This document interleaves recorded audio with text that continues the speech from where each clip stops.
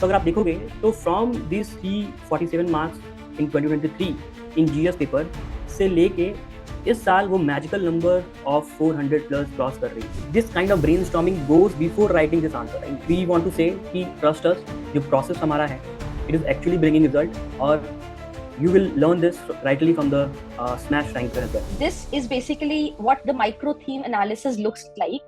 So when you are preparing your mains notes, you have your themes and then you have your micro themes. So this I extensively used last year. Arvind sir provided it to me. इसमें यहाँ पे component based approach होगी कि ये cultural diversity के components है और आप हर एक component के आप intersection दिखा दीजिए socio economic marginalities के साथ, ethnic का, linguistic का. So this is how you are generating points on the go, right? And then our second part जैसे हमने एड्रेस कर रहा था कि you have to challenge the proposition as well because it is critically analyzed. तब दिखाएंगे इसमें कि एग्जांपल्स देंगे कि पॉलिटिकल रिप्रेजेंटेशन जैसे हमारा 15% पार्लियामेंट्री सीट्स रिजर्व्ड है एससी के लिए, हमारा 6 और Parsis they are minority in community. And this kind of academic session by a ranker is very rare.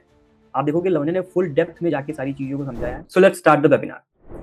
So today we have our smash ranker Lavanya Gaur with us. She has secured All India rank 57 this year. She was a part of our Smash Means program and our interview guidance program this year, right? So it's a pride moment for us also. So thank you, Lavanya, for joining us, right? Thank you so much, Arvind sir, and to the entire Civil Daily team for having me here. And again, thank you so much for guiding me throughout my mains and interview preparation and helping me secure this amazing rank. तो prelims का fourth attempt देने के बाद she came to us. I still remember the long orientation call and let's say the meeting we had on the counseling session, right? तो counselling के बाद ही पता चल गया था कि she is really bright and very smart. But या certain blind spot, जो कि कुछ ब्लाइंड स्पॉट होते हैं एक स्टूडेंट के जो खुद नहीं फिगर आउट कर पाता, and that is the job of a mentor to help identify those blind spots और उस पर काम करा पाए, right?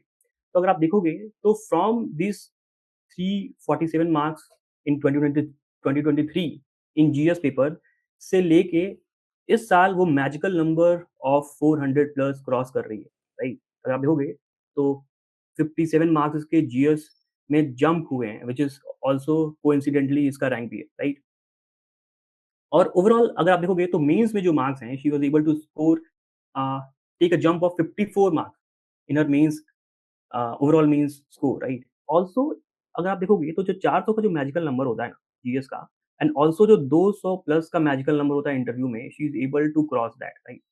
So we can definitely learn from her कि उसने ऐसा क्या किया. But getting that extra 50 marks that requires a lot of rigour, deliberate effort चाहिए उसके लिए आपको, और that is what the Lavanya did with us, right? अगर आप देखोगे तो क्लियरली 3 पैरामीटर पे एक डेलिबरेट एफर्ट था लवन्या का. अगर आप देखोगे अप्रोच, एनालिसिस और कंटेंट पे उसने ढंग से काम किया है, and that is why she is able to score that high, ठीक है, एबल टू क्रॉस 400 प्लस. तो आज लवन्या इस पे आपको बताएगी how the things helped her. But before that थोड़ा सा मैं आपको बस एक इनसाइट दे देता हूँ. It is very important to have a good approach, right? आपको मेंस के लिए ना माइक्रो थीम का अप्रोच लेना पड़ेगा, और हम जब प्रोग्राम डिजाइन करते हैं सच, हमें भी माइक्रो थीम का अप्रोच लेके ऐसे क्वेश्चन डिजाइन करने होते हैं अपने टेस्ट में जिससे हिट रेशियो बने, right? And that is what we did, and which helped her also in clearing not only that approach. अगर आप देखोगे तो लॉट ऑफ एनालिसिस भी चाहिए होती है एक स्टूडेंट को एग्जाम को क्लियर करने के, राइट? फॉर एग्जाम्पल क्वेश्चन को डिकोड कैसे करें using the theme demand approach में भी, या आंसर राइटिंग के फ्रेमवर्क्स क्या होनी चाहिए.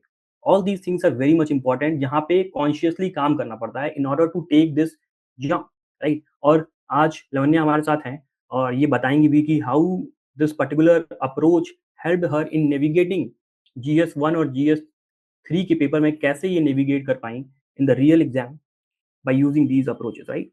And not but last but not the list, अगर आप देखोगे content we say is the king, right? Internally we prepared expected notes based on the micro themes, जो हाई प्रोबेबल टॉपिक्स हैं.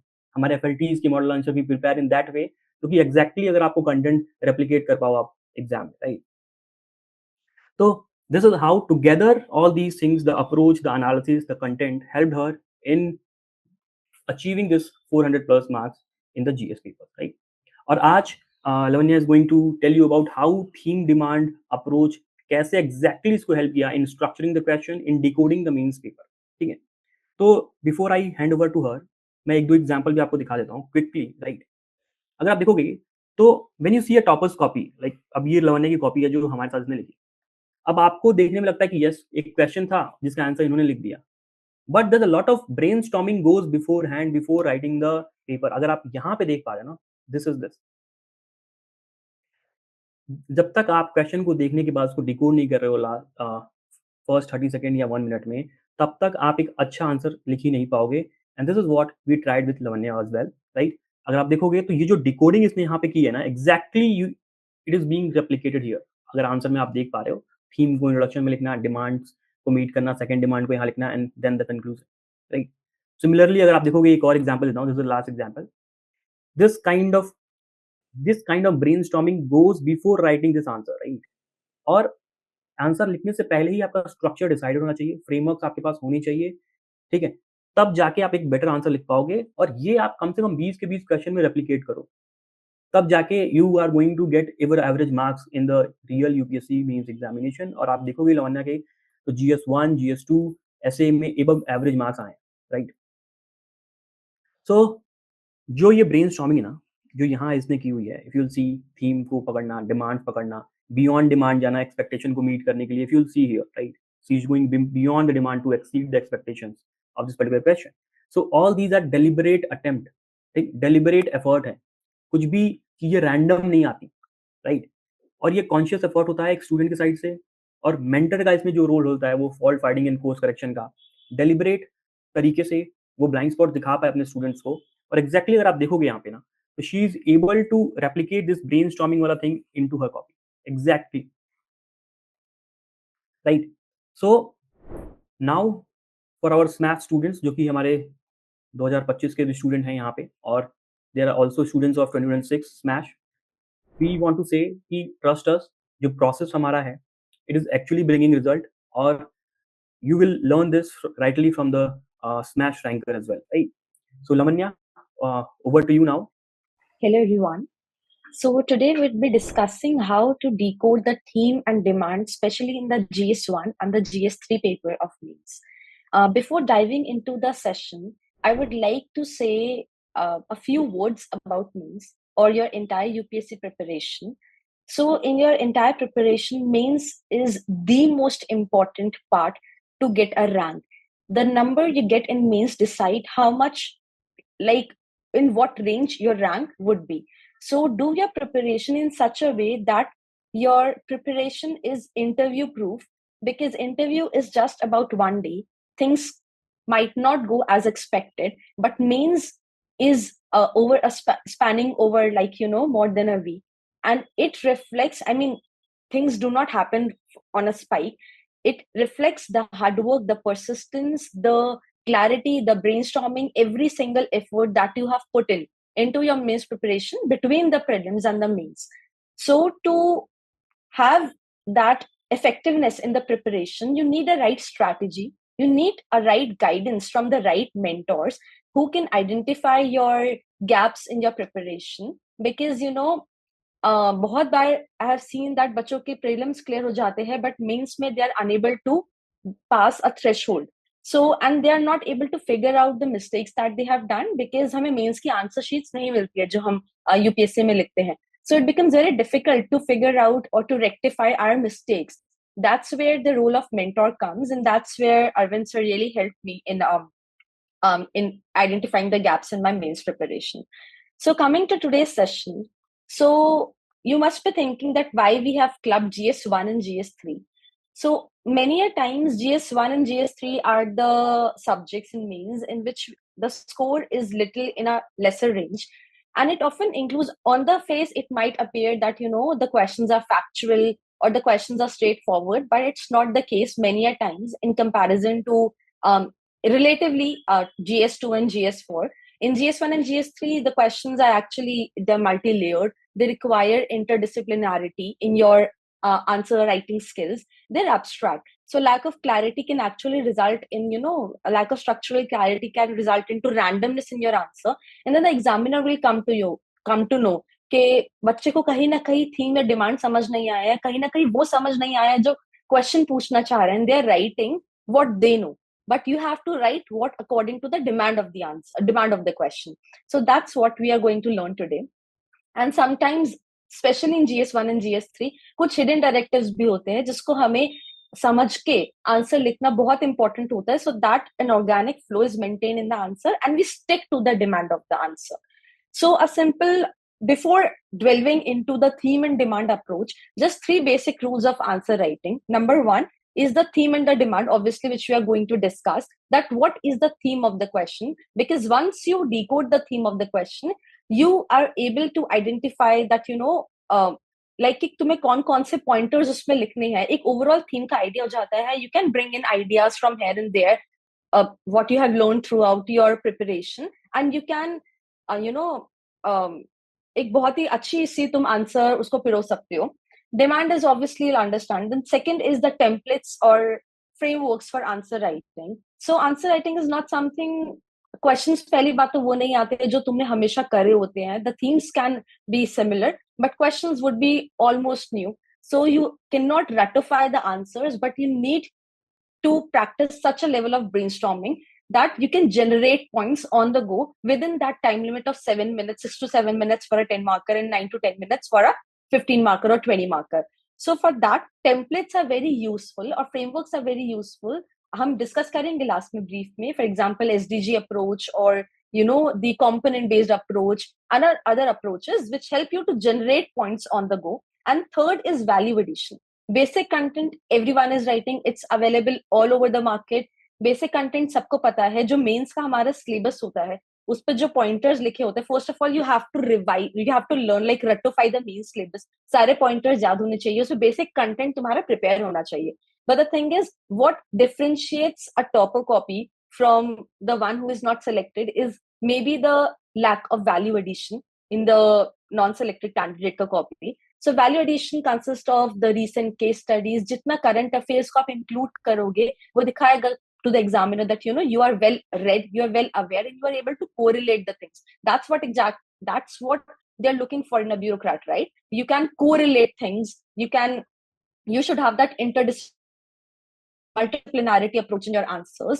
So value addition can be in form of case studies, in forms of some famous thinkers जो हम बहुत ही paper neutral वे में coat कर सकते हैं. For example Amartya Sen का फिजिबिलिटी अप्रोच, और B.R. अम्बेडकर सर ने कुछ कहा है, और APJ अब्दुल कलाम सर ने कुछ कहा है, कुछ थिंकर्स, कुछ कोटेशंस हो गई, some recent data figures etcetera.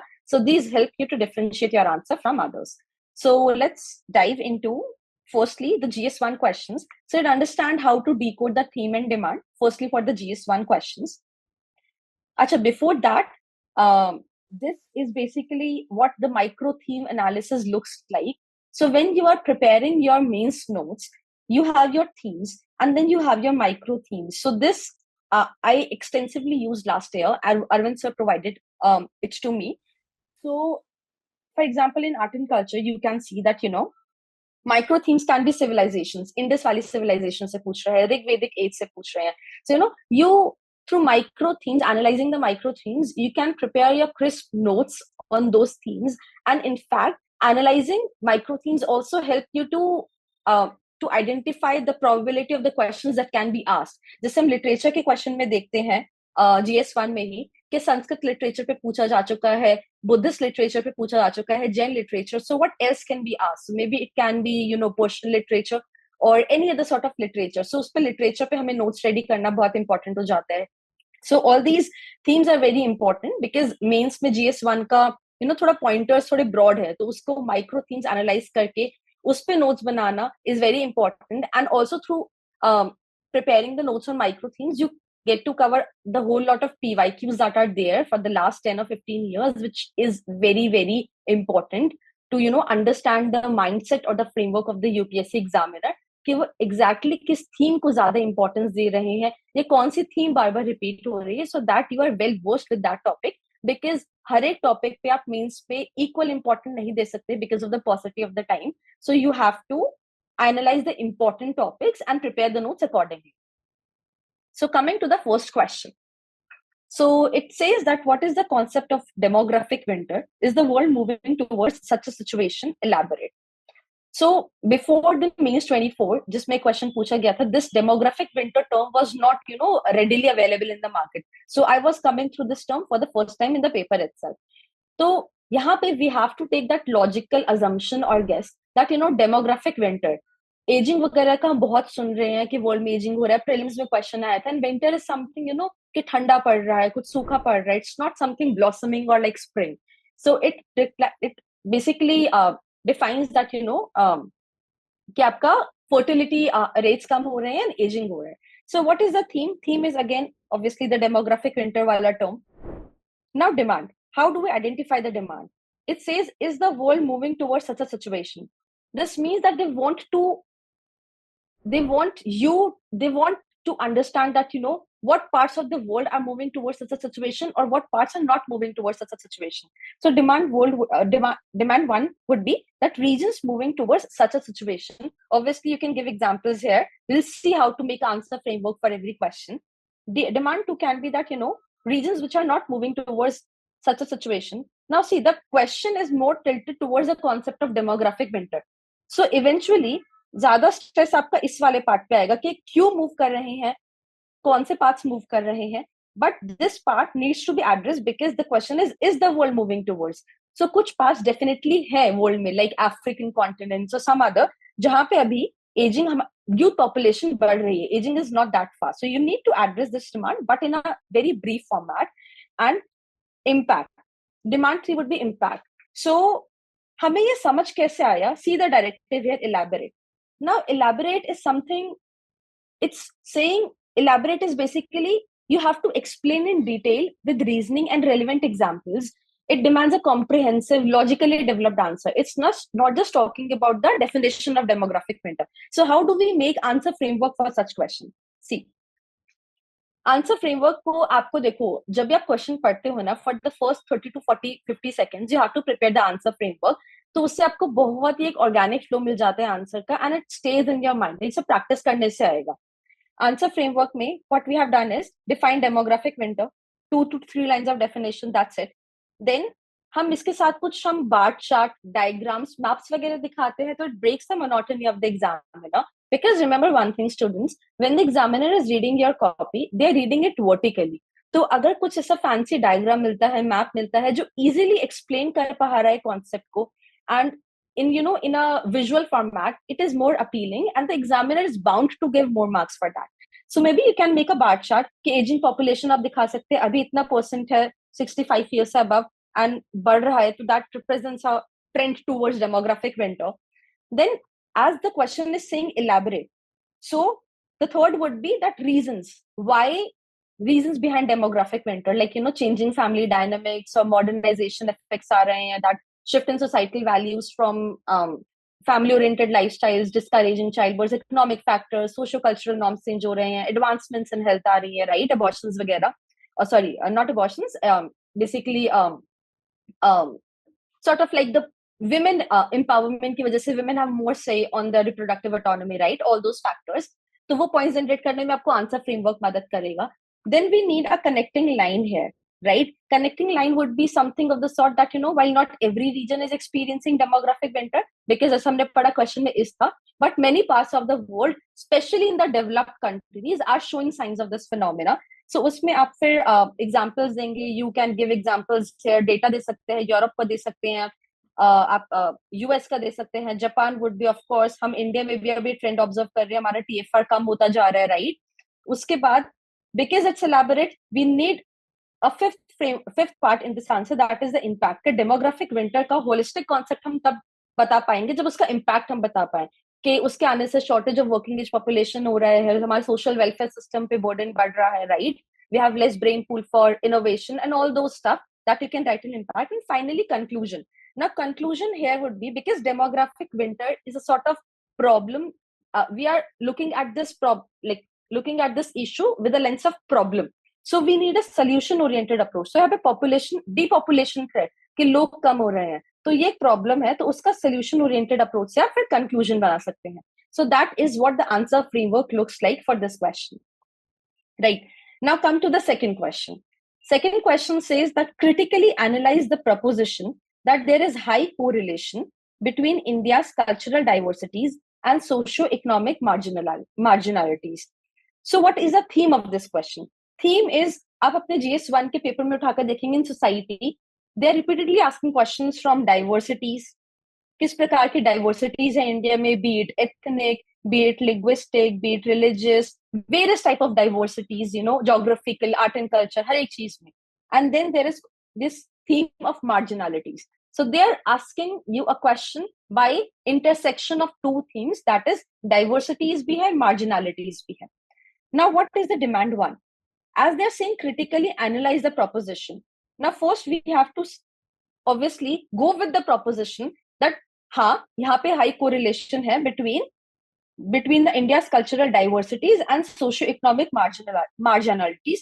तो ये हमारा reinforce कर रही है inequalities.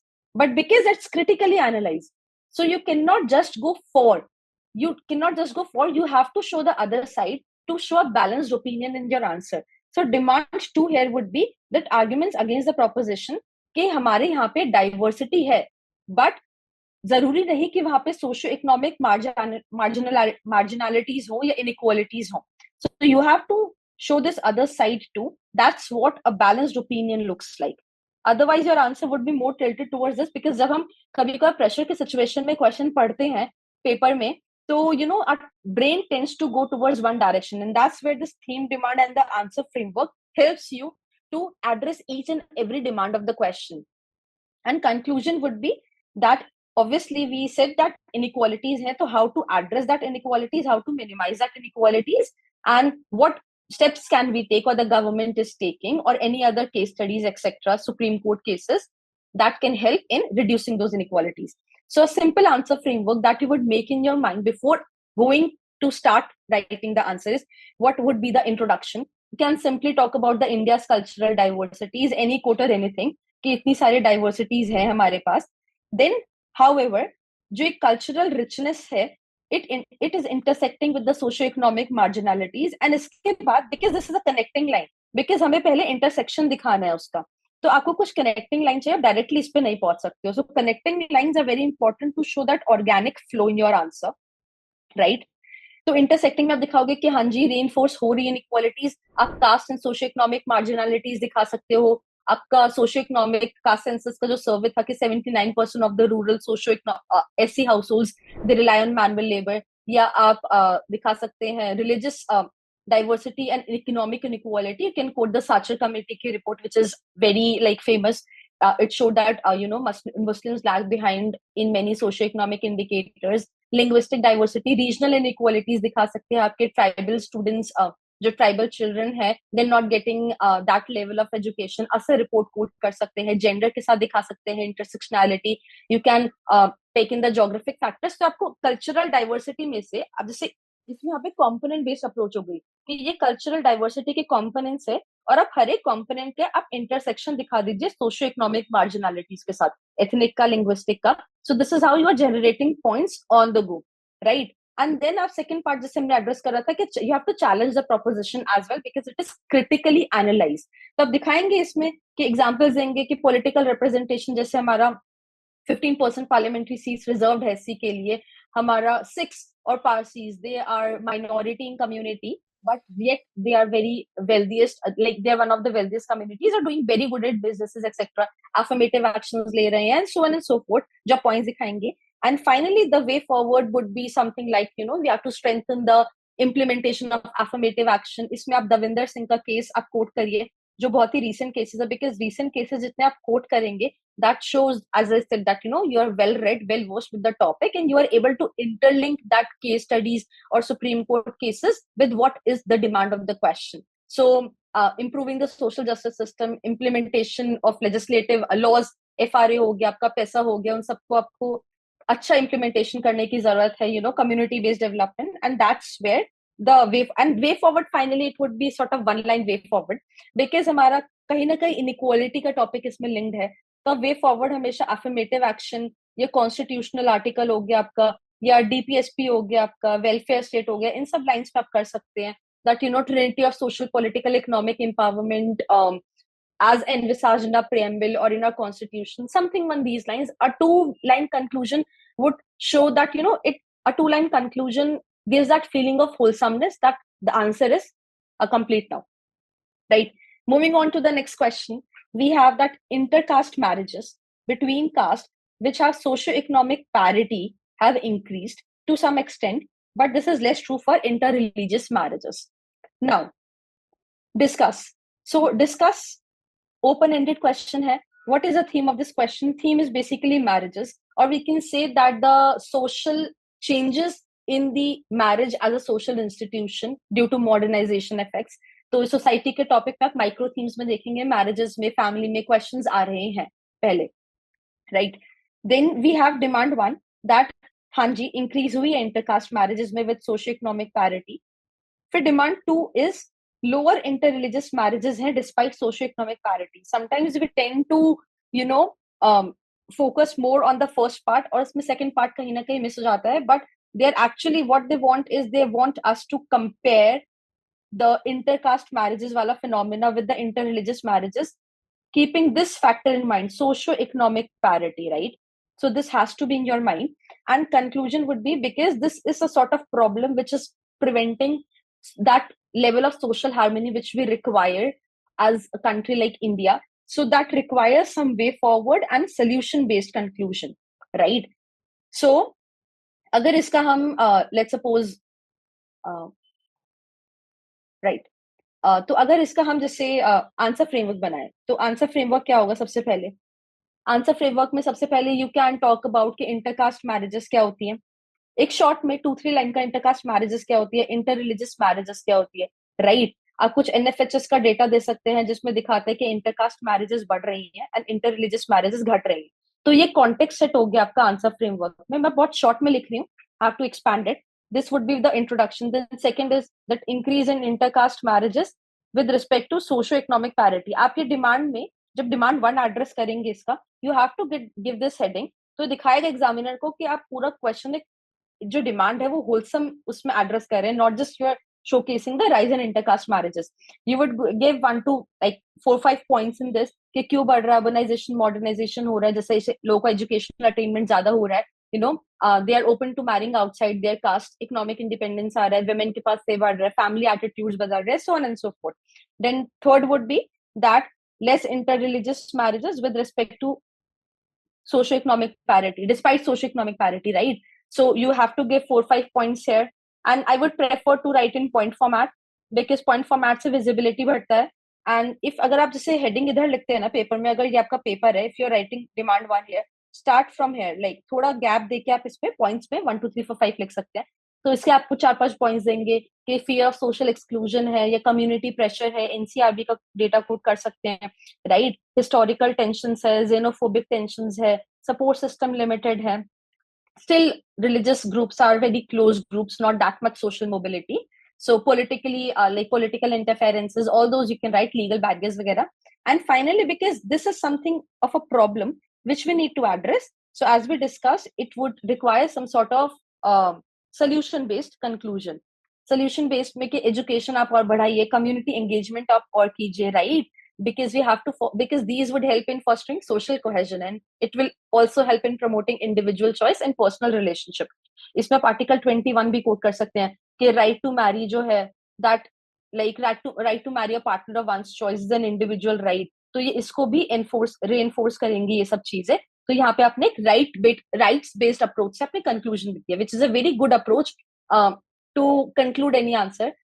एक टिप है, अगर कोई भी आपको क्वेश्चन में कंक्लूजन में दिक्कत आ रही है, just think from the perspective of fundamental right और DPSP.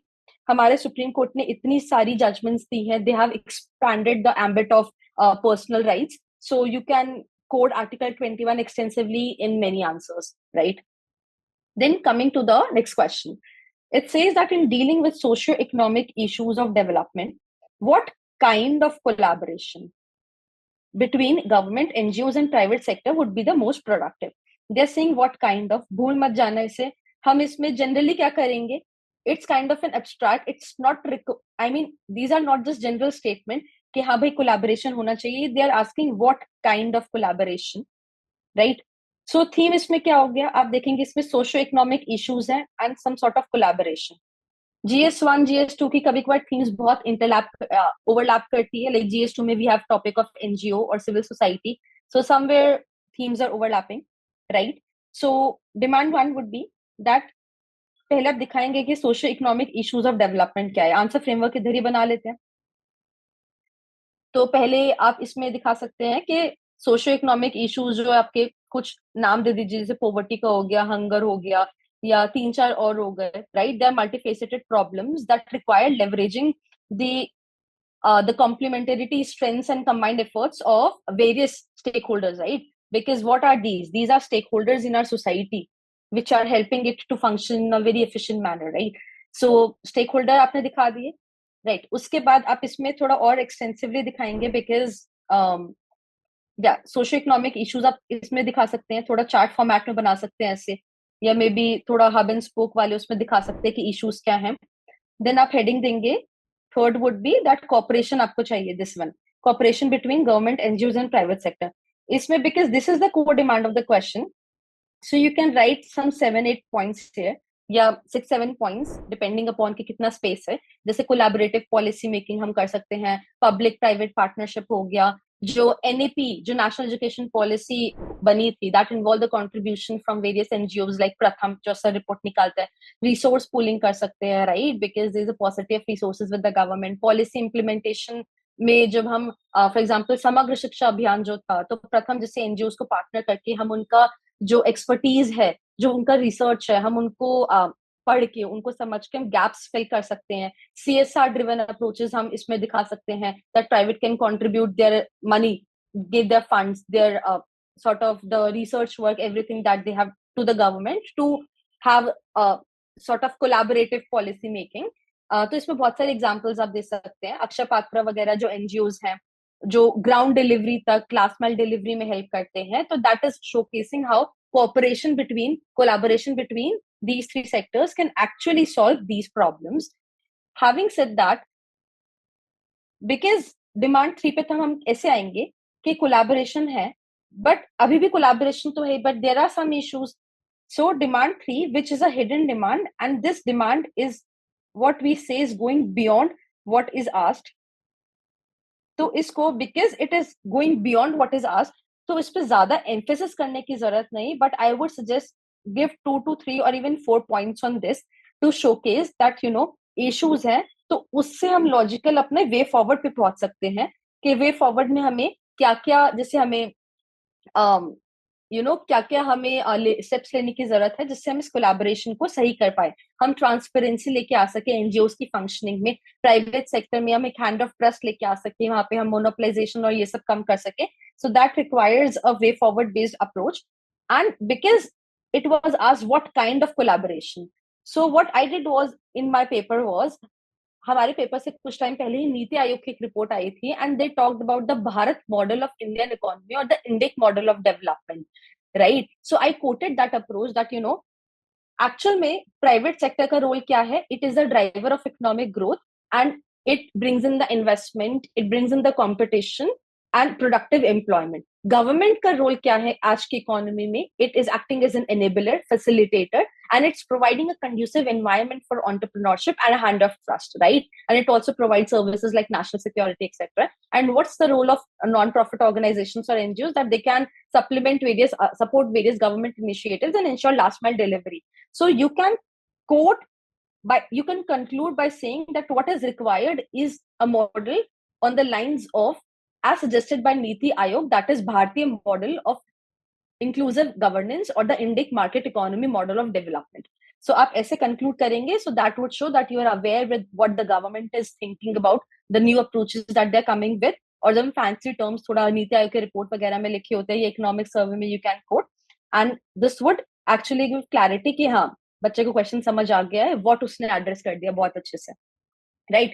Coming to the last question of GS1, we see that despite comprehensive policies for equity and social justice, underprivileged sections are not yet getting the full benefits of affirmative action envisaged by the constitution. Comment. So comment is basically आपका वो opinion मांगना चाह रहा है, observation मांगना चाह रहा है. When we see something is comment, so वो आपका negative side नहीं देखना चाह रहा है, because ये question थोड़ा नेगेटिव साइड में, but you have to keep a balanced opinion again. तो आपको पॉजिटिव या नेगेटिव दोनों दिखाना पड़ेगा। सो इसका थीम क्या हो गया? We have affirmative action, underprivilege section, social justice, right. Demand क्या हो गया? First, they are asking us कि कॉम्प्रिहेंसिव पॉलिसीज है इक्विटी एंड सोशल जस्टिस की, तो हम थोड़ा वो दिखाएंगे comprehensive policies. Demand two would be कि despite this underprivilege sections को नहीं मिल रहे हैं फुल बेनिफिट्स, क्यों नहीं मिल रहे हम इसमें बताएंगे। डिमांड 3 इज कि नहीं मिल रहे हैं but not everything is so dark, there are certain achievements as well, where we can quote data, कुछ सोशल मोबिलिटी का हो गया या affirmative actions which are doing very good, like yojanas, different yojanas, etc. And finally, way forward with right के और क्या क्या कर सकती है government to ensure that inequalities are removed, right. So इसमें अगर हम इसका आंसर फ्रेमवर्क बनाए, right, firstly it would be because the theme you see, theme is affirmative action. तो जब भी कभी ऐसी थीम हो ना, you bring in some constitutional vision of equality and social justice embodied in the preamble, or mention some articles के 15 हो गया आपका, 16 हो गया, 46 हो गया, या जो भी affirmative actions वाले मतलब articles होते हैं, that would set that would set the examiner कि हाँ भाई इसको थीम पकड़ में आ गई है तो डिमांड भी अच्छे से एड्रेस कर लेंगे। But connecting line would be कि हाउएवर गैप है मेरा पॉलिसी फॉर्मुलेशन में और जो इम्प्लीमेंटेशन ग्राउंड लेवल पे हो रहा है, तो that is actually highlighting some systematic issues which needs to be addressed, right? Second would be कि हमने देखा कि जो भी हमें एफर्मेटिव एक्शंस के जो भी पॉलिसीज वगैरह हैं आप उसको लिस्ट डाउन करोगे। It can B constitutional, it can be legal framework, institutional welfare schemes हो गई हमारा, लॉज हो गया हमारा, एजुकेशन के उसमें क्या कर रहे हैं, या जुडिशरी की जो भी आप जजमेंट्स वगैरह कोट कर सकते हैं इसमें, राइट, पब्लिक इंटरेस्ट लिटिगेशन, ये सब हो गए। Third would B achievements, because हमें पॉजिटिव साइड दिखाने हैं। अचीवमेंट्स में आप पॉवर्टी का डेटा कोट कर सकते हैं, मल्टी डायमेंशनल पॉवर्टी इंडेक्स वाला, फाइनेंशियल इंक्लूजन का कोट कर सकते हैं। अभी जो रिसेंट इकोनॉमिक सर्वे में बहुत अच्छा फाइनेंशियल इंक्लूजन हमारा हुआ है 2014 से। एग्रीकल्चर ग्रोथ हो गया हमारा, जो एमएसएमईज में जो हमारा डेवलपमेंट हो रहा है, मेक इन इंडिया में जो हमारा वो सब हो रहा है, ये सब आप कोट कीजिए। इसमें स्वच्छ भारत मिशन हो गया आपका, राइट, हेल्थ के लिए कुछ कर रही है गवर्नमेंट, आप वो कोट कीजिए। फोर्थ, बट achievements है, but underprivileged sections are not getting, this is the main demand, and because 20 marker है तो ये वाले पे आपका ज्यादा फोकस होना चाहिए। तो इस पे आपको कम से कम 9-10 पॉइंट्स आप लिखिए, नॉट क्यों नहीं मिल पा रहे, पॉलिटिकल फैक्टर्स हो गए आपके, इकोनॉमिक फैक्टर्स हो गए, या सोशल फैक्टर्स हो गए आपके, ट्राइबल और एलिट कैप्चर हो गया, टेक फैक्टर्स हो गए आपका, एक्सक्लूजन इंक्लूजन एरर्स हो गए, सब आप लिखिए। And finally you have to write way forward कि ये जो चैलेंजेस हैं जिसकी वजह से नहीं हो पा रहा, इसको आप कैसे ओवरकम कर सकते हैं, right. We have to address that creamy layer वाला कॉन्सेप्ट हो गया, इनकम क्राइटेरिया को स्ट्रिक्टली इंप्लीमेंट करना चाहिए आपका, सोशल इंक्लूजन आप प्रमोट कीजिए, कम्युनिटी बेस्ड इनिशिएटिव्स लीजिए, कुछ इंडेक्स जैसा बना सकते हैं, social educational index, because what you can measure is what you can actually improve, we need indexes to measure and then to improve upon, right. Sub categorisation जैसे हमने वो पढ़ा था दविंदर सिंह वाले केस में, so that the benefits are actually reaching the creamy section, sorry the needy sections of the society. And finally आप conclude कर दीजिए, राइट। तो this is how we have decoded some of the theme and the demand of GS1 questions. Now moving on to GS3 questions. So now coming to GS3, again this is a broad framework जो sir बना के देते हैं कि आपके theme क्या हो गई, right, 1 second, yeah, like these are the themes, economic development, agriculture, science and tech, उसमें माइक्रो थीम्स क्या हो गई आपको। एग्री फॉर एग्जाम्पल अगर आप एनालाइज करेंगे पूरा ये document for the last 10 years, आपको रियलाइज होगा कि एग्रीकल्चर थीम में जो ये सब themes are, they are very very important and UPSC again and again repeating questions from these themes. So आप इस पे इंश्योर कीजिए कि अपने नोट्स रेडी हो, राइट। इंफ्रास्ट्रक्चर हो गया, मिलेट्स हो गया, या आपका लैंड रिफॉर्म्स हो गया, buffer stock, food security, food inflation, ये सब हॉट न्यूज में चलते रहते हैं। इरिगेशन सिस्टम, वाटर रिलेटेड, इस पे ही अलग अलग ईयर यूपीएससी कुछ ना कुछ water related, irrigation system related कुछ ना कुछ पूछता रहता है। तो मेक श्योर के इरिगेशन में भी जो और भी सब माइक्रो थीम्स है वो आप जब भी नोट्स बनाए आपका उसमें कवर हो, right. Moving on to some questions in GS3. Okay, so the first question is examine the pattern and trend of pattern. एक तो initially whenever you are brainstorming, तो जब भी आप क्वेश्चन पढ़ रहे हैं, you box the important terms that are mentioned in the question so that you don't miss them. And जब भी आप आंसर राइटिंग स्टार्ट कर रहे हैं, वुड सजेस्ट कि रीड द क्वेश्चन ट्वाइस और थ्राइस, राइट, जिससे आपको समझ में आए कि एक्चुअल में क्वेश्चन पूछना क्या चाह रहे हैं. So examine, this is the directive, examine the pattern and the trend of public expenditure on social services in the post reforms period. Don't forget this. Post reform पूछ रहा है वो 1991 के बाद, पहले का नहीं बताना है. In India, to what extent this has been in consonance with achieving the objective of inclusive growth. Now inclusive growth is a very trending hot theme, हमेशा कुछ ना कुछ क्वेश्चन आते हैं इस पे. So you have to prepare inclusive growth. अब जैसे आप इंक्लूसिव ग्रोथ पे अपने नोट्स बनाएंगे, मेक इंश्योर दैट ये क्वेश्चन से आप इंस्पिरेशन लेके उसमें अपने नोट्स बनाइए, एक डायमेंशन उसमें इंक्लूसिव ग्रोथ का ऐड कर सकते हैं, right. So to what extent हमें इसमें पॉजिटिव भी दिखाना है, नेगेटिव भी दिखाना है, कुछ के प्रॉब्लम्स है तभी पूछना चाह रहे हैं, ये अभी भी हम नहीं कर पाए हैं जो हम हमारा विजन है इंक्लूसिव ग्रोथ का. सो what is the theme? Theme is public expenditure on social services. बहुत एम्फेसिस देता है इस पे, economic survey, government, everything, everyone. So theme is very important, public expenditure. What is the demand? पहले हमें दिखाना है कि pattern and trend of public expenditure. आप इस पे जैसे क्वेश्चन जब पढ़ते हैं ना, आप नोट डाउन भी कर सकते हैं. This is one, social services to what extent, right. Second, consonance, ऐसे करके. So demand one is pattern and trends of public expenditure on social services. Demand two is consonance with achieve the objective of inclusive growth. And demand three is के challenges है भाई, challenges दिखाएंगे तभी हमारा organic way में आप आ पाएंगे कि वे फॉरवर्ड हमारा, कि इसमें हमारा वही सोल्यूशन बेस्ड अप्रोच कि ये करिए जिससे चैलेंजेस हमारे खत्म हो. सो इधर ही लिख लेते हैं साइड में एक शॉर्ट में, राइट. तो इसमें आंसर फ्रेमवर्क में हम सबसे एक काम करते हैं, अलग ये लिखते हैं. आंसर फ्रेमवर्क में हम सबसे पहले क्या दिखा सकते हैं? हमें पैटर्न्स एंड ट्रेंड दिखाना है. तो you start with that, because the theme is public expenditure on social services. तो कहीं ना कहीं वही एफर्मेटिव एक्शन वाला जो थीम हाईलाइट हो रहा है, सोशल सर्विसेज वही करते हैं एफर्मेटिव एक्शन देने के लिए. तो आप इसमें घुसा के लेके आइए इंट्रो में. One second, right. इंट्रो में आप कॉन्स्टिट्यूशन के वेलफेयर आर्टिकल, वेलफेयर वाले उसको आर्टिकल 38 में मेंशन है, वेलफेयर स्टेट वाला चीज जो हमारा आइडिया है. सो यही जो हमारा कॉन्सेप्ट है वेलफेयर स्टेट का, that is the welfare state concept that is reflected in that public expenditure in social services वाला. तो एक थीम सेट हो गया, राइट. और एक इसके साथ आप डेटा दे सकते हैं कि पोस्ट रिफॉर्म में हमारा period the public expenditure on social services has increase from how much percentage of GDP to maybe 1991 में to now how much percentage of GDP. I guess अभी 8.3 या कुछ 7%, 8-2% के बीच में है. So this is the recent data. तो ये data आपको दिखा देगा कि आपने ओवरऑल ब्रॉड आइडिया दे दिया कि इतना इंक्लूड हुआ है. Now give the subheading, second subheading. This was the intro, sorry. Give the first subheading that pattern and trend. Pattern and trend में आप किसी भी फॉर्मेट में लिख सकते हैं. आई वुड से कि आप थोड़ा अलग अलग इस 1990 से जो अभी तक का पीरियड है 2025, इसको आप कुछ ब्रेक डाउन कर सकते हैं, राइट. जैसे आप वन सेकेंड, जैसे आप कैसे ब्रेक डाउन कर सकते हैं ऐसे कि आप दिखाइए कि हमारा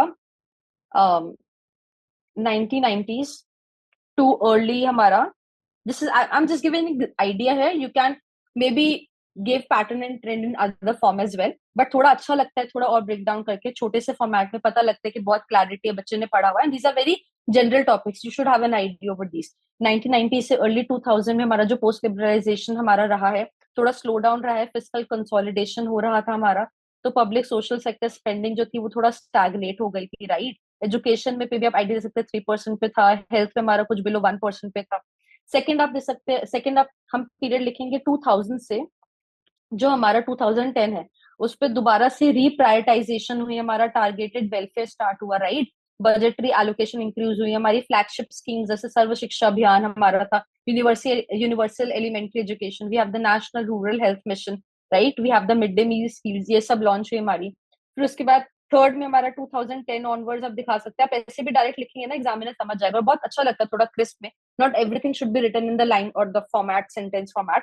कि आफ्टर 2010 आपका क्या हुआ है, राइट्स बेस्ड अप्रोच आई है आपकी, right. Entitlement based approach I है आपकी, राइट टू एजुकेशन आ जाता है आपका. ऑल्दो 2009 में, राइट, वी हैव एनएफएसए आ गया था आपका 2013 में. मनरेगा जो था वो आपका एक्सपैंड हो गया था.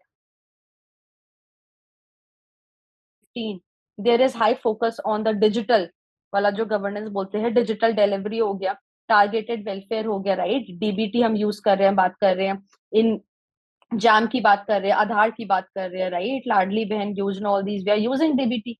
तो आप डिजिटल वाला चीज दिखाइए, तो ये दिखा रहा है आपका एम्फेसिस कि हमारा ट्रेंड क्या चल रहा है एक्चुअली, राइट। और इसमें आप एक चीज और कर सकते हैं, जो डेटा आपने इधर लिखा है ना कि सोशल सर्विसेज पे इतना परसेंटेज ऑफ जीडीपी था, वो आप छोटा सा ऐसे ब्रैकेट बना के ये भी ऐसे भी दिखा सकते हैं कि पहले इतना था, अभी इतना हो गया है, सो this is the rise, you can show this arrow. या कभी डिक्लाइन का आता है तो आप ऐसे एरो दिखा सकते हैं, या मे बी आप ऐसे कुछ ऐसे उसमें केवल लाइन में दिखा सकते हैं। So these are some different forms of representation which actually engages the examiner to read your answer, to stick to your answer, right? Then हमारा ये हो गया। देन उसके बाद हम दिखाएंगे कि कॉन्सोनेंस, जो हमारा ये था थर्ड थीम था कि consonance with achieving the objective of inclusive growth. हाँ भाई, पॉवर्टी कम हुई है, MPI multi dimensional poverty index का आप कीजिए, फाइनेंशियल इंक्लूजन वही जो 3-4 पॉइंट्स आप इतने, एजुकेशन बढ़ा है, हेल्थ केयर बढ़ा है। बट हमारे जो फोर्थ ये रहेगा, sorry to miss this up, fourth would be that जो हमने जैसे कि करा कि चैलेंजेस रिमेन है, चैलेंजेस रिमेनिंग है, कि पॉवर्टी अभी भी है, एम्प्लॉयमेंट जनरेशन का प्रॉब्लम है, अंडर इन्वेस्टमेंट है सोशल इंफ्रास्ट्रक्चर में, राइट, रीजनल डिस्पैरिटी है। सो इसके बाद आप वे फॉरवर्ड दिखाइए। वे फॉरवर्ड में you can quote any like you can quote any study. और जैसे वर्ल्ड इकोनॉमिक फोरम ने हमें 3 वेज बताए थे, ये गेट द नोट्स के इन्वेस्टमेंट करिए आप सिटीजन की कैपेबिलिटीज में, दैट इज बेसिकली द मर्टेसेंस कैपेबिलिटी अप्रोच और human capability formation. Labour laws का रिफॉर्म करना इंपॉर्टेंट है। और इंटेंसिव हमारा बेसिकली जो लेबर इंटेंसिव सेक्टर्स हैं, ये करना बहुत, मतलब इनको बढ़ावा देना बहुत इंपॉर्टेंट है, that to provide employment to the people, because what we are witnessing in economy is kind of premature deindustrialization or premature growth जो हम बोलते हैं। So that would help to absorb the surplus from agriculture to the labor intensive textiles हो गए, footwear, leather, etc. And finally एक conclusion आप दीजिए कि finally जो हमारा social security code है, वो कहीं ना कहीं सभी चीजों को एड्रेस कर रहा है, तो आप इसको लेटर इन स्पिरिट में आप इम्प्लीमेंट कीजिए। So this is the first question. Second is what role do environmental NGOs and activists play in influencing the environmental impact assessment outcomes for major projects in India? Cite 4 examples with all important details. Now, जब ये question पढ़ना है तो घबरा नहीं जाना है कि हमें 4 एग्जाम्पल्स नहीं आते हैं, मुझे भी नहीं आते थे, एंड इट्स हाईली प्रोबेबल कि आपको एग्जाम्पल्स याद ना हो ऑन द स्पॉट। सो जितने भी एग्जाम्पल्स आते हैं, 1-2 जितने भी आते हैं, तो वो आप लिखिए। And one very important thing, don't bluff in the exam.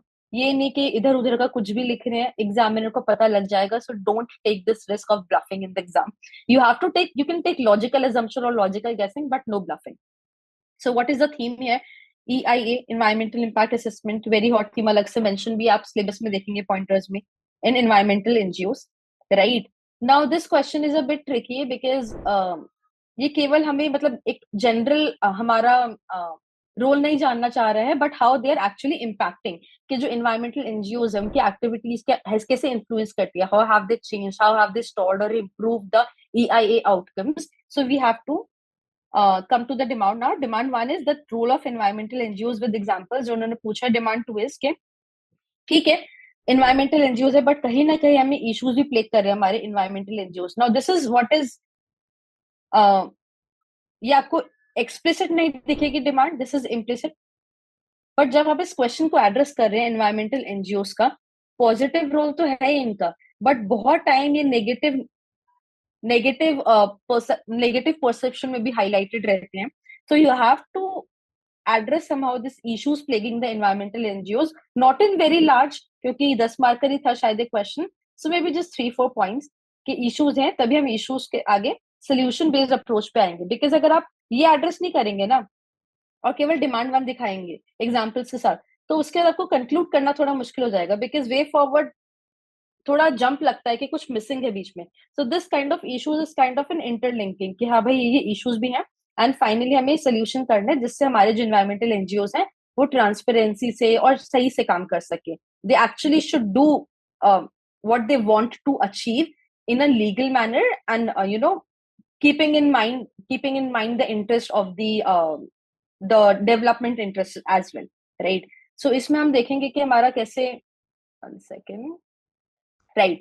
So इसमें intro में you can actually maybe give the definition of NGOs, right? या इन्वायरमेंटल एनजीओ का आप कर सकते हैं कि they serve as watch dogs और mobilise public opinion and legally challenge the faulty EIS etcetera. तो एक वो दिखा देता है आपका, एक आपने थीम सेट कर दिया basically. Then come to demand one, role of environmental NGO आप दिखाएंगे तो उसमें, अच्छा रोल ऑफ, इसमें क्योंकि हमारा रोल पूछा है व्हाट रोल, तो पहले आप ऑब्वियसली दैट वुड बी, आप इसमें 5-6 पॉइंटर्स देंगे, 4-5 पॉइंटर्स। रोल क्या होता है कि raise public awareness, participation, advocacy करते हैं। आप इसमें रोल में ऐसा भी दिखा सकते हैं कि ऐसा बना के, एंड 1 2 3 4 के रोल ऑफ एनवायरमेंटल एनजीओ आप इसमें ऐसा पॉइंट्स पे करेंगे, थोड़ा और विजिबिलिटी बढ़ जाएगा कि independent review and monitoring of EIS, pressure for policy reforms. Examples दे सकते हैं कि स्टरलाइट कॉपर प्लांट वाले केस में तमिलनाडु में, how it exposed that the plant was operating without proper environmental clearances. ये example खैर हम नीचे भी देंगे, so I would prefer not to give the example here. Then engaging with international advocacy networks वगैरह example देके, then we'll come to examples. Examples की अलग से heading बनेगी because इन्होंने अलग से पूछा हुआ है यहाँ पे cite for examples। जितने आते हैं आप उतने लिखिए 1-2 डाल के। नर्मदा बचाओ आंदोलन सबको पता होगा, which was led by social activist Medha Patkar, कि how she raised concerns about the incomplete and the flawed EIA. So that's very common, and they're not showing, they're not asking कि recent भी बताओ। तो जितने भी आपने पढ़े हैं, जहां कहीं भी पढ़े हैं, just gather your knowledge, take a breath, घबराना नहीं है, जितने पता उतने लिखो। नर्मदा बचाओ आंदोलन सबको पता होगा। Then this Sterlite copper plant case was in news, तो वो भी आपको पता होना चाहिए, दो तो पता ही थे।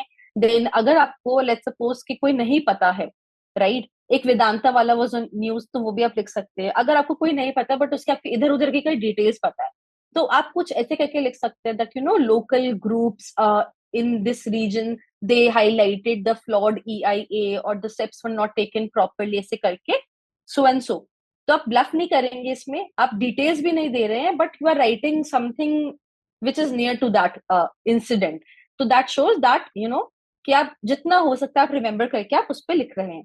फिर इश्यूज में आप लिखेंगे, यहाँ पे इश्यूज में आप 5 लिख सकते हैं। ऑर्गेनाइजेशनल इश्यूज हो गया, राइट, हमारा रेगुलेटरी हो गया, फंडिंग कंस्ट्रेंट्स हो गया, सिक्योरिटी वगैरह के इश्यूज आते हैं कि they have allegiance to the foreign partners etcetera. And finally way forward में you can quote second ERC का रिपोर्ट जो बोलते हैं कि एनजीओ के लिए, ये जो एनजीओ सेकंड ईआरसी का जो रिकमेंडेशन है ये एनजीओ के लिए है।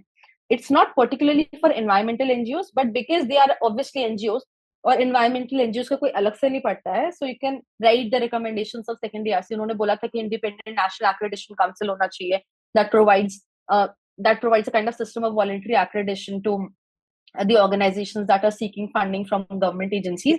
कोई रिपोर्ट हो गई, विजय कुमार कमेटी की रिपोर्ट, आप सब एनजीओ के, अगर आप एनजीओ के नोट्स बनाएंगे, Vijay Kumar committee is a must. वो बोलते हैं लाइट रेगुलेशन होना चाहिए, गवर्निंग बोर्ड वगैरह बना सकते हैं। एंड फाइनली कंक्लूड के ऐसा नहीं है सब कुछ नेगेटिव लाइट पे है, जो एनजीओ हैं they are integral cogs in the wheel of good governance। They're actually helping the government to reach to you know to provide the solutions to the last mile, connecting that last mile dots। So balanced partnership is required between the NGO and the government। कुछ ऐसे करके आप लिखेंगे तो एक conclusion आपका solution based हो जाएगा।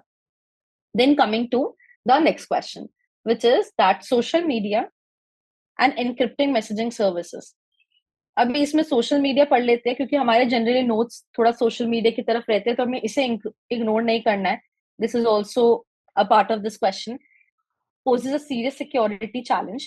What measures have been adopted at various levels to address the security implications of social media? Also suggest any other remedies to address the problem।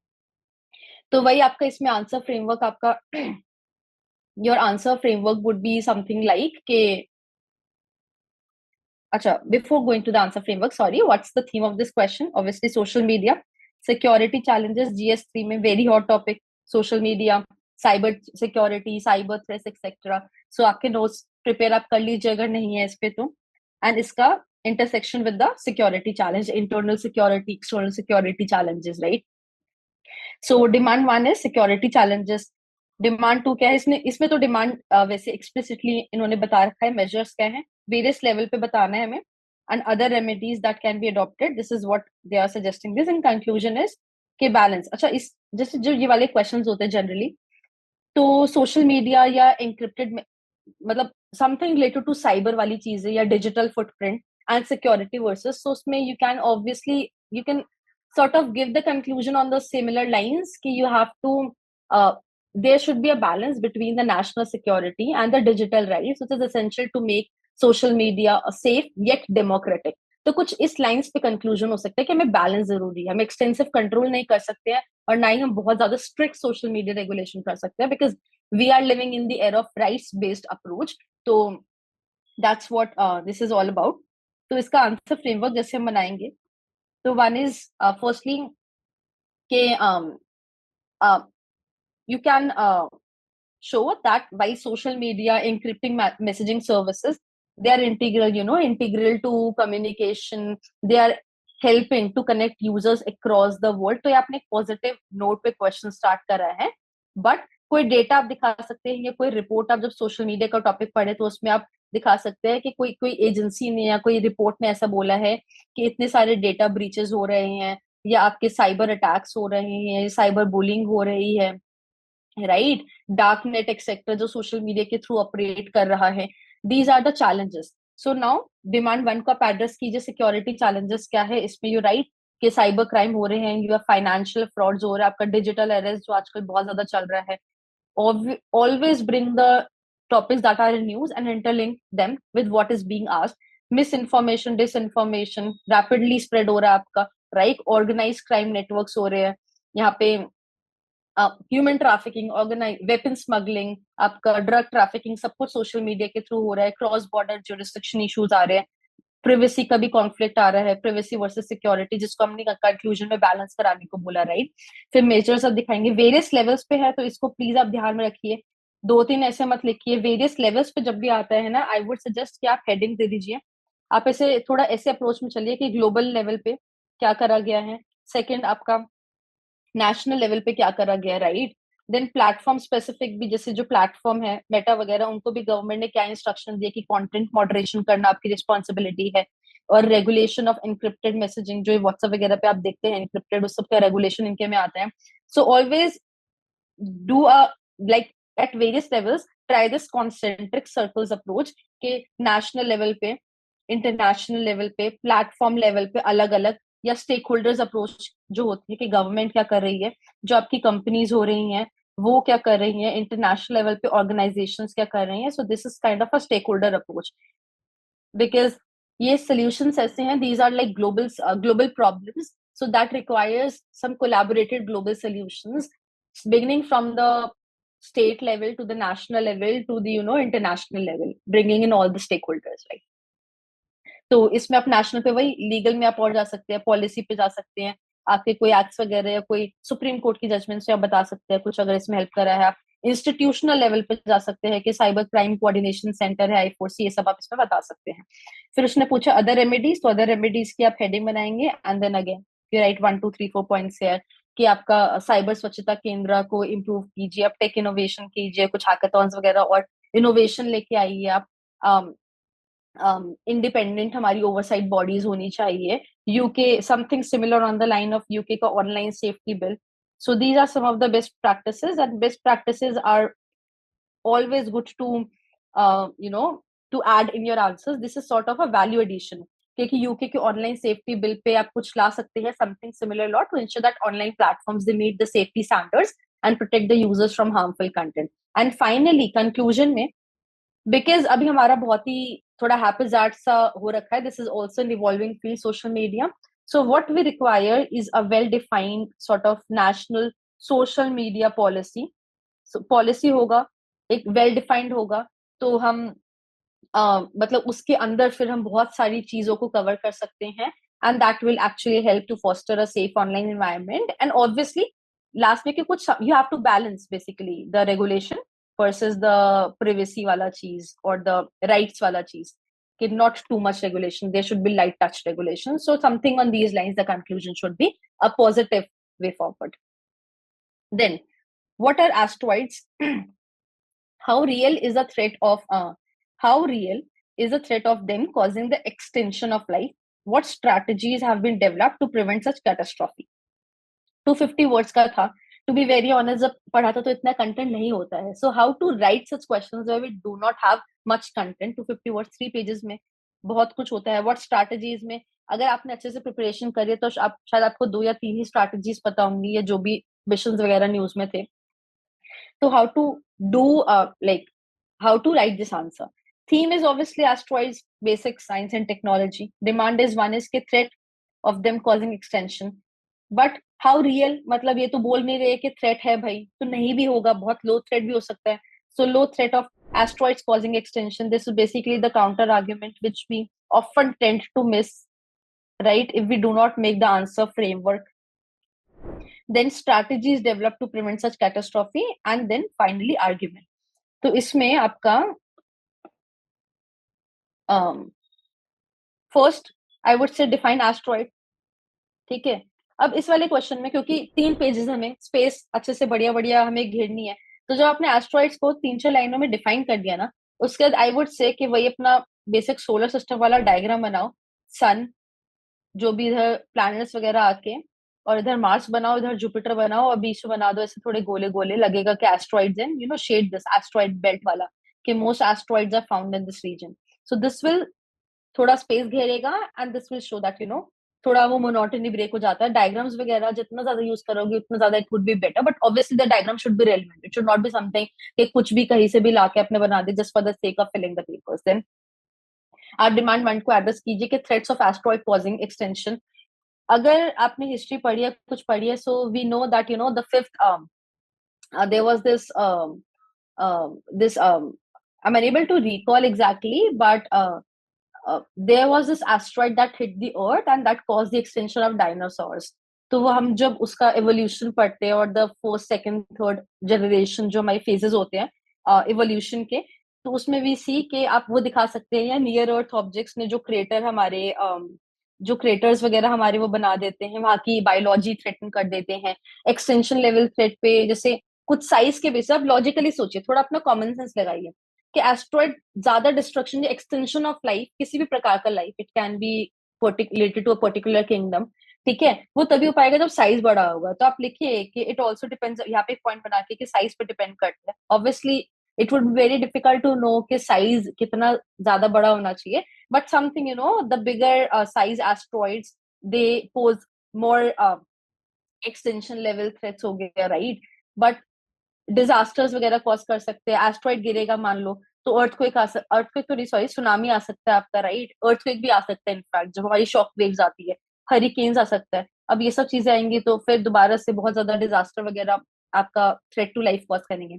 But then counter argument भी है, हमारी अर्थ इतनी तो week है नहीं. आप ये सब आप बहुत ही लॉजिकली वहां पे सोचिए कि बहुत सारे एस्ट्रॉइड्स है, बहुत सारे हिट भी करते होंगे, बट नहीं हो रहा एक्सटेंशन. तो क्यों नहीं हो रहा? क्योंकि हमारा earth is very strong, right? How would you write this point? Atmospheric protection है कि अर्थ का जो एटमॉस्फेयर है, it's natural shield, it's burning most of the smaller asteroids that are coming before reaching the service. That हमारा science technology बहुत advance हो गया, right? जो हमारे मिशन वगैरह हैं, नासा, इसरो, जो भी मिशन ले रहे हैं बहुत सारे, that are also deviating the asteroid. तो हम स्ट्रैटेजीज में लिखेंगे. स्ट्रैटेजीज में एक डार्ट वाला मिशन तो सभी को पता रहता है, 2-3 साल से बहुत न्यूज में है कि डिटेक्शन में आप DART basically the deflection technique, double asteroid redirection test. अगर आपने प्रीलिम्स के लिए अच्छे से पढ़ा होगा तो आप इसको एक्सप्लेन कर सकते हैं 2-3 पॉइंटर्स में कि वो कर क्या रहा है DART, right? Then we have एक इसरो का, it was highly news, ISRO का जो हमारा नेटरा था, network for space object tracking and analysis. तो कुछ भी इधर उधर का नियर अर्थ ऑब्जेक्ट्स रहते हैं या स्पेस डेब्री वगैरह जो रहते हैं, उनको ट्रैक करते रहते हैं. ऑब्वियसली अगर कुछ अर्थ की तरफ आएगा तो they would deflect it, right? ये 2 पता थे. आप इस पे और भी नोट्स बना सकते हैं, राइट? बट आई गेस मतलब जितने भी मेरे लोगों से बात हुई थी who have written mains with me, they were all like no one was knowing more than 1 or 2, so that's okay. You just don't have to panic in the paper. जितना पता है उतना लिखो, बढ़िया से लिखो, थोड़ा अच्छा लिखो पॉइंट्स में, तो मार्क्स मिलेंगे, right? Coming to the next question, the last question for GS3. What is the present world scenario of intellectual property rights with respect to life materials? General नहीं पूछा है, इसके रिस्पेक्ट में पूछा है, तो आंसर इसी के रिस्पेक्ट में करना है. Although India is second in the world to file patents, still only a few have been commercialized. ये बहुत ही जेनरिक है. GS3 में डायरेक्टली लिखा हुआ है IPR, कमर्शलाइजेशन ऑफ पेटेंट्स वगैरह. तो इसके आपके नोट्स में आपने जो लिखा होगा वो रहेगा, explain the reasons behind this less commercialization. This is very like direct straightforward question. Theme is intellectual property rights, mains में पॉइंटर में मेंशन है. डिमांड 1 is कि वर्ल्ड सिनेरियो प्रेजेंट करना है आईपीआर का with respect to life materials. Then reasons behind less commercialisation. अब less reasons पूछा है तो ऑब्वियसली हमें सोल्यूशन बताना पड़ेगा कि हम कैसे स्ट्रेंथन कर सकते हैं कमर्शलाइजेशन को, जिससे हमारी कंपनीज को बेनिफिट हो. एंड फाइनली फ्यूचरिस्टिक कंक्लूजन, कुछ इंडिया को लाइमलाइट में लाते हुए, राइट. तो इसमें अब how would you start this answer? पहले तो बिकॉज दिस लाइफ मटेरियल्स जब थोड़े मुश्किल टर्म्स होते हैं क्वेश्चन में, तो it is very much recommended to simplify those terms for the examiner, कि एग्जामिनर को पता हो, इसको पता है कि लाइफ मटेरियल्स क्या है, तो ये उसी के रिस्पेक्ट में बात करें, इधर उधर की बात ना करें. So maybe you can write intellectual property rights in the context of life materials such as genetically modified organism, plant varieties, seeds, biotech inventions. It's kind of a complex and an ethically charged topic. उसके बाद आप अपना demand one पे आएंगे, present world scenario.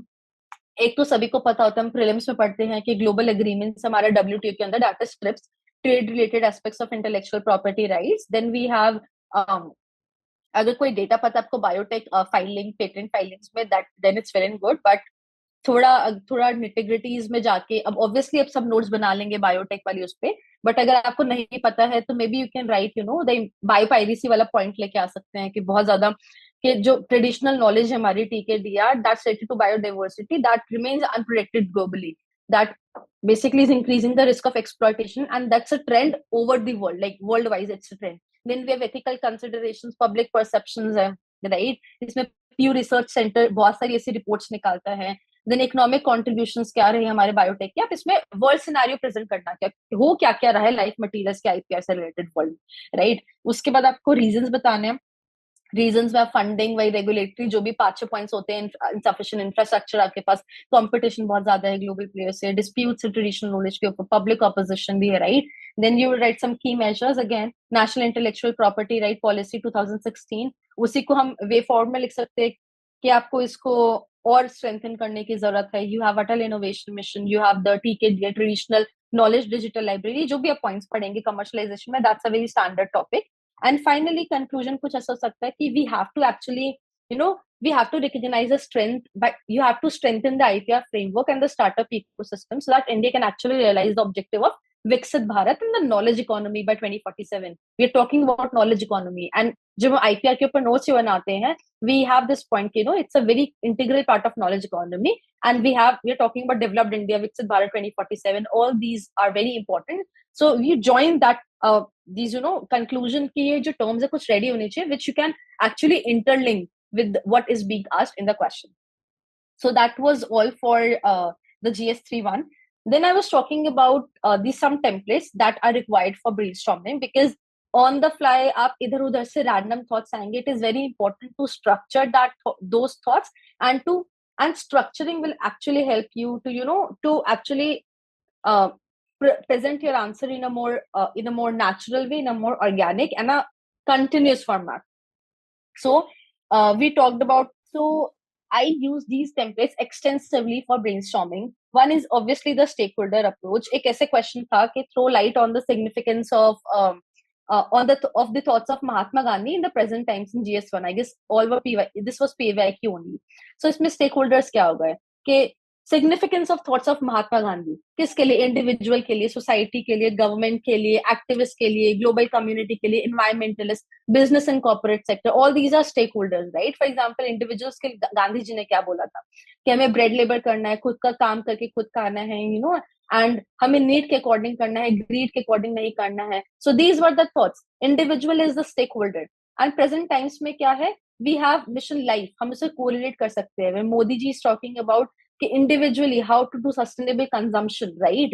Not waste electricity or reduce carbon emissions on the individual level. Cleanliness पे focus करना है, स्वच्छ भारत मिशन पे. तो ऐसे आप connect कर सकते हैं stakeholder approach में. तो second is a component based approach. जैसे एक question था कि troposphere is significant atmospheric layer that determine the weather processes. अब जब geography में पढ़ते हैं तो weather processes basically हमारा regional बहुत सारे वेदर प्रोसेसेस होते हैं. तो उसमें कंपोनेंट्स में क्या आ जाएगी, जैसे हमारा एटमॉस्फेरिक कंपोजिशन होता है, सोलर रेडिएशन होता है, टेम्परेचर होता है, तो ह्यूमिडिटी, प्रेसिपिटेशन, रेन वगैरह कितना हो रहा है.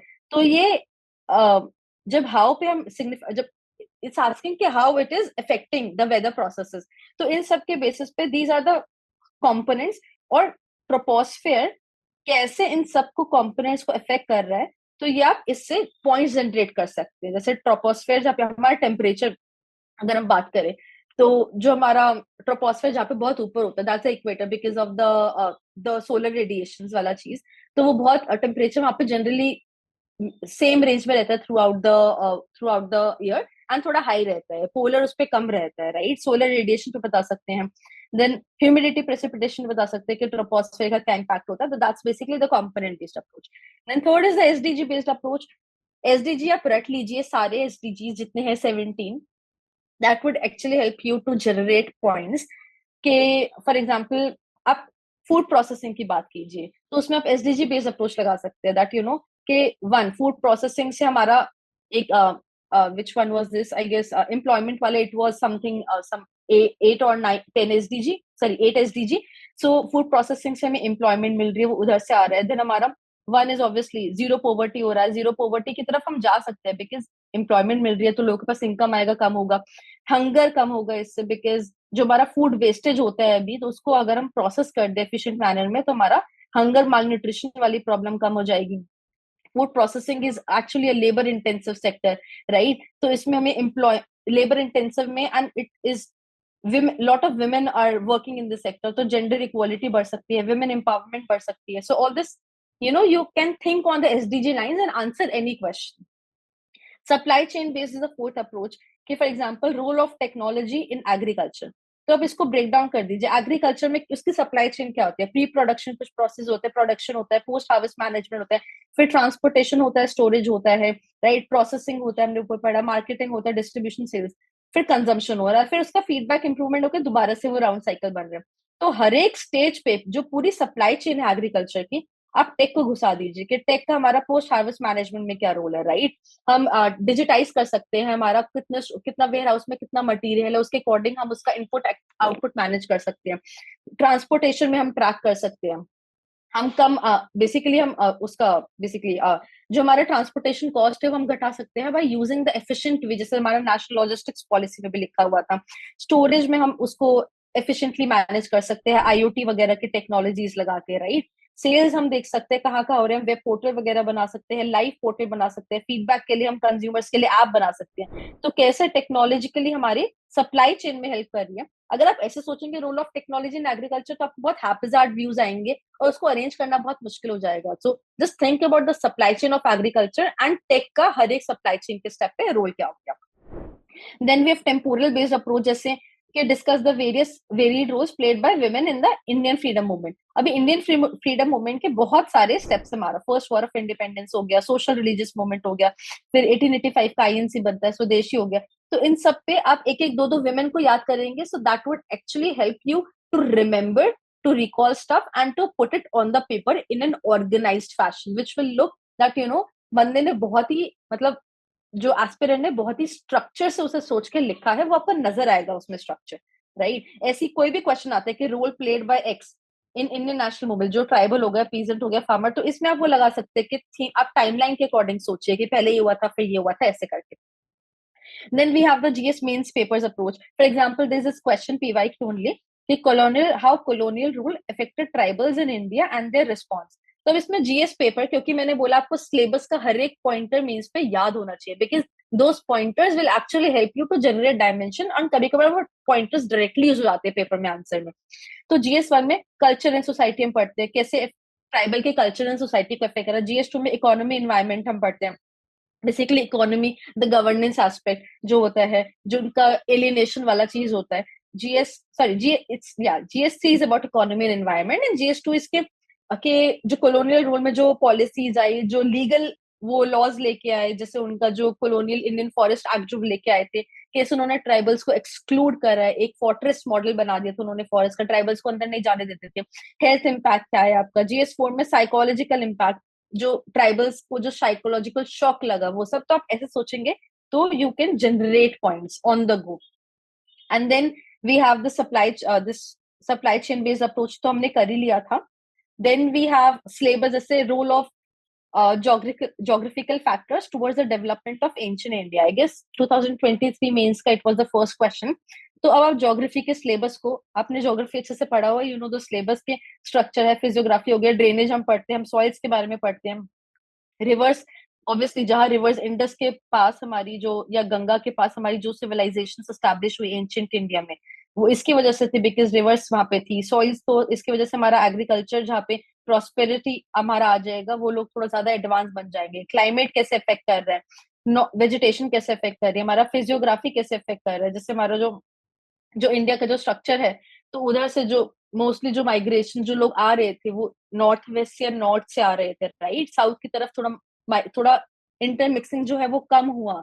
सो दैट्स वाई जो साउथ की तरफ जो जो डायनास्टीज थी वो थोड़ा ज्यादा रिजर्व थी with respect to what were there in the north वाले India because of the lot of intermixing. तो ये सब आप इधर से सिलेबस ऑफ ज्योग्राफी से आप सोच सकते हैं, राइट। देन डिमांड सप्लाई तो बहुत ही ईजी है।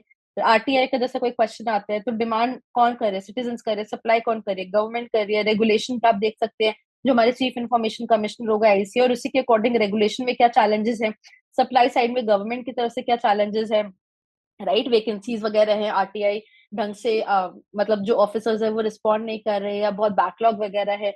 डिमांड, सिटीजन जो डिमांड कर रहे हैं उनके पास अवेयरनेस कम है, या उनकी लैंग्वेज, उनको उनके पास अवेयरनेस कम है, या थ्रेट्स वगैरह है, आप एग्जांपल्स वगैरह मेंशन कर सकते हैं। So this is how you can think on a question. And finally the staple approach और what is known as the pestle approach, इससे तो आप जनरेट कर ही सकते हैं पॉइंट्स कि कोई भी क्वेश्चन या कोई भी थीम होगा, उसका कुछ पॉलिटिकल एंगल होगा, कुछ इकोनॉमिक, सोशल, टेक्निकल, आपको एनवायरमेंटल हो गया, लीगल हो गया, देन एडमिनिस्ट्रेटिव एंगल आप बहुत अच्छे से ऐड कर सकते हैं because we are sitting for this exam, तो ये एंगल बहुत अच्छा लगता है। Then we have the ethical angle हो गया। तो these are some of the templates through which you can generate your answers. And या so this is basically question specific, जिससे मैंने पहले बोला था कि जब आप माइक्रो थीम्स को एनालाइज करेंगे, तो जैसे लिटरेचर को आप अलग अलग एनालाइज करेंगे तो आपको पता लगेगा कि यही सारे मिलाजुल के इतने लिटरेचर पे क्वेश्चन पूछ सकते हैं। अब जैसे संगम पे पूछा हुआ है, भक्ति पे पूछा हुआ है, गुप्ता पे पूछा हुआ है, तो पर्शियन पे पूछा हुआ है, तो अब ये आ सकता है, या फिर ये आ सकता है, या वैदिक लिटरेचर आ सकता है। तो नोट्स आप अकॉर्डिंगली इस पे प्रिपेयर कर लीजिए अपने according. So this was all from my side for today. Okay. So let me know if Huh. you want me to add something else. Yes, yes. No, nothing else. I was listening to each and every word, and it was really a very insightful session. And to all those students जो हमारे smash 26 के students हैं, या बाकी लोग जो इस video को देख रहे हैं, एक रैंकर एक्चुअली कैसे सोचता है, राइट, क्वेश्चन देखने के बाद कैसे डिकोड करता है क्वेश्चन को, कैसे पॉइंट जनरेट करता है, वो लवन्या ने आपको करके दिखाया भी। और अब आप अपने आप को सेल्फ जज ये करो कि अगर आपकी थिंकिंग प्रोसेस यहाँ है, तो 1 साल में आपको इसको ऊपर लेके आनी है। This is what you have to achieve. और कैसे करना है, for that there is a process also. दूसरा ये कि ऑल दोज स्टूडेंट्स जो इस बार मेंस का एग्जाम देने वाले हैं, स्मैश 25 के स्टूडेंट्स या अदर स्टूडेंट्स भी, आपको ये देख के पता चला होगा कि within an hour she brainstormed almost 10 question. 1 घंटे के अंदर 10 क्वेश्चन किया। यहाँ समझाना था तो थोड़ा टाइम लग गया, बट खुद से करते तो शायद ज़्यादा भी कर सकते थे, राइट? तो brainstorming is a new thing, right? अगर आपको आंसर राइटिंग के नुआंसेस पता हैं, आप ब्रेनस्टॉर्मिंग करके आप ज़्यादा से ज़्यादा वॉल्यूम हैंडल कर सकते हो, और ज़्यादा वॉल्यूम हैंडल करने से you will get a hit ratio. Hit ratio की प्रोबेबिलिटी ज़्यादा हो जाती है मेंस एग्जामिनेशन में, right? So brainstorming is a new buzz. अपने टाइम स्लॉट्स में आप ब्रेनस्टॉर्मिंग ज़रूर डालें, right? And this kind of academic session by a ranker is very rare. आप देखोगे लवन्या ने फुल डेप्थ में जाके सारी चीज़ों को समझाया है। Thank you Lavanya.